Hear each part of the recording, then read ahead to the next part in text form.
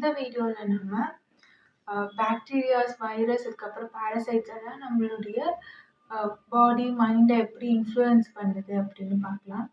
So முன்னாடி black மேஜிக்னு ஒரு video போட்டிருக்கேன். ஸோ அது போய் பார்க்காதவங்க பார்த்துட்டு வாங்க. So you would get a clear idea about it. So இப்போது நம்ம புதுசாக ஒரு ரேடியேஷனுக்கு எக்ஸ்போஸ் ஆகுறோம், இல்லை புதுசாக ஒரு எனர்ஜி ஃபீல்ட்னா என்ன சொல்கிறேன், ஒரு எலக்ட்ரோ மேக்னெட்டிக் ஃபீல்ட் இப்போ இருக்கிறத விட அதிகமாக மலை பிரதேசங்கள்லேயோ இல்லை கடலில் நாம் கொஞ்சம் ட்ராவல் பண்ணி உள்ளே போகிறோம் அப்படின்னாலோ, அதுக்கப்புறம் பாக்டீரியா அண்ட் வைரஸ் புதுசாக ஏதாவது மண்ணு தோண்டி விளையாடுறது, இல்லை புதுசான இடங்களுக்கு நம்ம எக்ஸ்போஸ் ஆகுறோம் அப்படின்னாலுமே என்ன ஆகும், நமக்கு ஃபஸ்ட்டு தலை சுற்றல், வாந்தி, மயக்கம், நாசியா இதெல்லாம் வருது. காரணம் இவை எல்லாமே நம்ம உடம்புல என்ன ஆகுது, ரியாக்ட் பண்ணுது. சரி, இப்போ நம்ம ஆன் த ஹோல் ஒரு கெமிக்கல் ப்ரோக்ராமாக நம்ம பார்க்குறோம். இது ஒரு கெமிக்கலி ஒரு எலக்ட்ரோ மேக்னெட்டிக் வேவ்ஸ்னால இயங்கக்கூடிய ஒரு ரோபோட் மாதிரி தான் நம்மளோட உடல்னு சொல்லியிருந்தேன். அப்போது கெமிக்கல் ப்ரோக்ராம்ஸாக நம்ம பிரிச்சுக்கிட்டே வந்தோம்னா karmic programs or chemical programs, கடைசியில் வர்றது சின்ன பார்ட்டாக வர்றது பாக்டீரியாஸ், வைரஸ் அண்ட் பாரசைட்ஸாக தான் இருக்கும். ஸோ இவைகளுடைய கூட்டுத்தொகையாக தான் நாம் இருக்கோம். இப்போது நம்ம ஒரு டெசிஷன் எடுக்கிறோம், நம்ம மைண்டில் சில தாட்ஸ் வருது அப்படின்னா அது எங்கேருந்து வருது, ஹார்மோன்ஸ்லேருந்து வருது. ஹார்மோன்ஸுன்றது கெமிக்கல்ஸ். இந்த கெமிக்கல்ஸ் எல்லாமே எதனால் இன்ஃப்ளூயன்ஸ் ஆகுதுன்னு சொன்னேன்னா, முன்னாடியே சொன்னேன், டேட்டா, ஆசிட், அதுதான் இந்த bacteria, virus and fungus. So இவைகள் நம்மளுடைய மைண்ட், அப்புறம் நம்மளுடைய உடல் தோற்றம், அதுக்கப்புறம் நம்மளுடைய எண்ணங்கள், தாட்ஸ், அப்புறம் நம்மளோட பர்செப்ஷன், ரியாலிட்டி, நம்ம என்ன மாதிரியான ஒரு உணர்வில் லயித்து இருக்கோம், வைப்ரேட் பண்ணுறோம், அந்த ஃப்ரீக்வன்சியில் செஞ்சுருக்கோம் அப்படிங்கிறது, நம்மளோட எமோஷன்ஸ், இது எல்லாமே இதுதான் கண்ட்ரோல் பண்ணும். ஸோ உடம்புல நிறைய ரத்தத்தில் அசுத்தமாக இருக்குது அப்படின்னா அவங்களுக்கு எப்படி இருப்பாங்க, பெஸ்ட் வெர்ஷனில் இருக்க முடியாது இல்லையா. ஸோ கொஞ்சம் டல்லாக இருப்பாங்க, அவங்களோட ப்ரொடக்டிவிட்டி குறையும், அந்த மாதிரியான வாய்ப்புகள் இருக்குது. நான் சொல்லியிருந்தேன், ஐ ஓப்பன் பண்ணிவிட்டு குண்டலினி ஸ்டார்ட் பண்ணும் போதெல்லாம் ஏர்லி ஸ்டேஜில் தோலுடைய பளபளப்பு எல்லாம் குறையும். அப்போ பிளட்ல இம்ப்யூரிட்டி அதிகமாக இருக்குன்னு அர்த்தம். குண்டலினி ப்ராசஸ்னாலே என்ன, ஆசிடை உடம்பு ஃபுல்லாக நிரப்பிட்டு அதுக்கப்புறம் அது கொஞ்சம் கொஞ்சமாக இறங்கும். அப்போ அது நம்ம கொஞ்சம் கொஞ்சமாக நம்ம வாழ்வியல் முறையில் நாம் செய்யக்கூடிய வேலைகள் எல்லாமே என்ன ஆகும், நம்ம பாடி கொஞ்சம் கொஞ்சமாக ஹீட் ஆகும், கிளைகேட் ஆகும், கார்ப்புத்தன்மை அதிகமாகும். அப்போ ஆசிட் நிரப்பிட்டு திருப்பி நம்ம ஆல்கலைனாக மாறும்போது என்ன ஆகும், உடம்பு முருகேறும், மரபும் முருகேறும். அப்போது இந்த அசிடிக்காக இருக்கக்கூடிய சூழ்நிலையில் பார்த்திங்கன்னா நம்ம உடம்புல என்ன ஆகும், ஆசிட் அதிகமாக இருக்கும், கெட்ட பாக்டீரியாஸ், கெட்ட வைரஸ் எல்லாம் அதிகமாக இருக்கும், நோய் எதிர்ப்பு சக்தி குறையும், நிறைய நோய்வாய்ப்படுறதுக்கான வாய்ப்புகள் இருக்குது, மைண்டு மாறும், கெட்ட வழியில் போவாங்க, யாரையும் புரிஞ்சிக்க மாட்டாங்க, அந்த மாதிரி ஆகிறதுக்கான வாய்ப்புகள் ரொம்ப அதிகம்.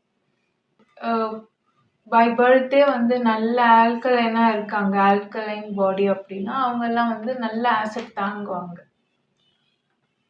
அதுக்கப்புறம் இந்த மாதிரி பீரியட்ஸ் டைம்லலாம் பார்த்திங்கன்னா பெண்ணுக்கு உடல் நல்லா என்ன ஆகும், உஷ்ணமாகும், கார்ப்புத்தன்மை மேலோங்கும். அப்போது வைரஸ் அண்ட் பாக்டீரியாஸ் எல்லாம் என்ன ஆகும், உடம்புலேருந்து வெளியில் வரும். அதனால ஒரு ஸ்மெல் வரத்துக்கான வாய்ப்பு இருக்குது. சில பேருக்கெல்லாம் பார்த்திங்கன்னா துர்நாற்றம் வீசக்கூடிய வாய்ப்புகள் இருக்குது. இந்த பாக்டீரியாஸ் அண்ட் வைரஸ் சில நேரங்களில் நமக்கு ஒரு மோசமான சூழ்நிலையுமே ஏற்படுத்தி கொடுத்துரும். நான் என்ன சொன்னேன், இந்த தரவுகள் தான் கெட்டது அப்படின்னு சொன்னேன். அதாவது ஆசிட், டேட்டா, இந்த மாதிரி வைரஸ், பாக்டீரியாஸ், இந்த மாதிரியான பேட் ரேடியேஷன்ஸ், ரேடியோ ஆக்டிவாக இருக்கிறது, இதெல்லாம் நெகட்டிவாக இருக்கிறது. பாசிட்டிவ்னா ஆல்கலைன், கார்ப்புத்தன்மை, எலக்ட்ரோ மேக்னெட்டிக் ஃபீல்டு, ரொம்ப அமைதியாக இருக்கிறது, அன்பாக இருக்கிறது, லவ், அந்த வைப்ரேஷன் எல்லாம் காட் அப்படின்னு சொல்லலாம். இது சாட்டன் அப்படின்னு சொல்லலாம். ஸோ இப்படி பிரித்து பார்க்கும்போது இந்த அலைன்மெண்ட் இங்கே நடந்துக்கிட்டே இருக்கும், கெமிக்கல் ஈக்குலிபிரியம் நடந்துக்கிட்டே இருக்கும், எனர்ஜி ஈக்குலிபிரியம் நடந்துக்கிட்டே இருக்கும். ஸோ நம்ம உடம்புலேருந்து இந்த மாதிரி கெட்ட வைரஸ் எல்லாம் வெளியேறும்போது என்ன ஆகும், நான் சொல்லியிருந்தேன், இதுதான் கர்மான்னு சொல்லியிருந்தேன் இல்லையா. பாக்டீரியாஸ் அது எல்லாமே வெளியேற அந்த டைமில் பார்த்தீங்கன்னா உங்களுக்கு ஏதாவது ஒரு ப்ராப்ளம் வரும். தானா ஸ்பீடு போஸ்ட்ல வர மாதிரி வரும். அந்த பீரியட்ஸ் இருக்கக்கூடிய அந்த 3 டேஸ்ல. ஸோ, அதனாலேயே வந்து இந்த பெண்கள வந்து தள்ளி வைக்கிறது அப்படின்றதுக்கு முக்கியமான காரணம் வந்து, அன்னைக்கு அந்த டைம்ல நான் சொல்லியிருக்க சிச்சுவேஷன்ஸோ இல்ல அந்த ஆற்றல் வந்து மனுஷங்களோட மைண்ட வந்து இன்ஃப்ளூயன்ஸ் பண்ணும். ஸோ, எங்கேயோ நடக்க வேண்டிய ஒரு கெட்டது இல்லையே, அதுக்கான சந்தர்ப்ப சூழ்நிலையே இல்லனாலும், நம்ம அங்க போய் இருக்கிறதுனால என்ன ஆகும்? அதுக்கான சூழ்நிலை அமைய பெறும். இங்க அலைன்மென்ட் நடந்துகிட்டே இருக்கும். அப்படி பார்க்கும்போது, பீரியட்ஸ் டைம்ல பெண்களுக்கு வந்து அதீத பிரச்சனைகள் வந்து அந்த டைம்ல நடக்கும். அவங்களுக்கு அதுக்கும் அந்த விஷயத்துக்கும் சம்மந்தமே இருக்காது. ஆனா தானா அன்னைக்கு என்ன ஆகும்? ஏதாவது ஒரு பிரச்சனை வரும். அவங்கள தேடி வரும். எல்லாருமே பார்த்தீங்கன்னா, பெண்கள் மோஸ்ட்லி அவங்க வாழ்க்கையில திருப்பு முனையா அமைஞ்ச ஏதோ ஒரு பிரச்சனை, வீண் பழி இதெல்லாம் பார்த்தீங்கன்னா, அவங்களோட பீரியட்ஸ் டைம்ல நடக்கும். அது ஒரு முக்கியமான எடுத்துக்காட்டா இங்க சொல்லலாம். இன்னொன்னு பீரியட்ஸ்க்கு 3 நாளைக்கு முன்னாடி பார்த்தீங்கன்னா, அப்பதான் உடம்பு வந்து அசிடிக்கா ஆகும். அந்த அமாவாசை அப்படின்னு சொல்லலாம். அந்த உடல் வந்து அமிலத்தன்மைய கொஞ்சம் அதிகரிக்கும். அந்த நேரத்துல தான் அந்த கருமுட்டைகள் வந்து நல்லா இருக்கும். அது வந்து அதுக்கப்புறம் தான் உடைய ஆரம்பிக்கும். அந்த டைம்ல வந்து பெண்கள் வந்து விபரீதமான முடிவுகள் எடுக்கிறதுக்கான வாய்ப்புகள் ரொம்ப அதிகம். ஈஸ்ட்ரோஜன் கம்மியா இருக்கும். டெஸ்டோஸ்டெரோன் அதிகமா இருக்கும். அப்ப அவங்க ஈகோயிஸ்டிக்கா ஏதாவது முடிவு எடுப்பாங்க. இந்த 3 நாள் இவங்களே பிரச்சனைய போய் தேடி போவாங்க. இல்லன்னா வந்து சூசைட் பண்ணிக்கிறது, இந்த மாதிரியான விஷயங்கள்லாம் பண்ணிப்பாங்க. அன்ஸ்டேபிளா இருக்கும் அவங்க மைண்ட். இந்த பீரியட்ஸ்க்கு 3 நாள் முன்னாடி. பீரியட்ஸ்க்கு பீரியட்ஸ் வந்ததுக்கப்புறம் அந்த 3 நாள் பார்த்தீங்கன்னா, பிரச்சனை இவங்கள தேடி வரும். ஸோ இப்படிதான் இருக்கும். உடம்புல இருக்கக்கூடிய கெமிக்கல் காம்போசிஷன் தான் நம்ம மைண்ட கண்ட்ரோல் பண்ணுது. ஸோ நம்ம மைண்ட, நம்ம தாட்ஸ நாம கண்ட்ரோல் பண்ணணும்னா, நம்மளால கெமிக்கல்ஸையும் கண்ட்ரோல் பண்ண முடியும் வைஸ் வர்ஸா. ஸோ எப்பவுமே சிரிச்சுட்டே இருங்க, சந்தோஷமா இருங்க, ஹாப்பியா இருங்க. பீரியட்ஸ் டைம்ல அவசரப்பட்டு எந்த முடிவும் எடுக்காதீங்க. ஸோ உங்களோட சைக்கிள்ஸ் எப்படி வருதுன்னு செக் பண்ணிக்கோங்க. அண்ட் பாக்டீரியாஸ் அண்ட் வைரஸ் அப்படின்னும்போது பயப்பட வேண்டாம். எக்ஸ்போஸ் ஆனாலே நமக்கு ஏதாவது ஆயிடுமோ அப்படியெல்லாம் வேண்டாம். அது பிளட்ல இருக்கும்போது தான் ப்ராப்ளம். பிளட்ல இருக்கும்போது, ஆர்கன்ஸ்ல இருக்கும்போது தான் ப்ராப்ளம். நம்ம முகத்திலேயே இப்போ இங்க பார்த்தீங்கன்னா நிறைய பாக்டீரியாஸ் இருக்கும். ஸ்கின்ல பாக்டீரியாஸ் இருக்கும். மொத்தமா அத்தனையோட கூட்டுத்தொகை தான் நாம. இப்போ நம்மளே ஒரு யூனிவர்ஸ் மாதிரி. இப்போ நம்மள வந்து நாம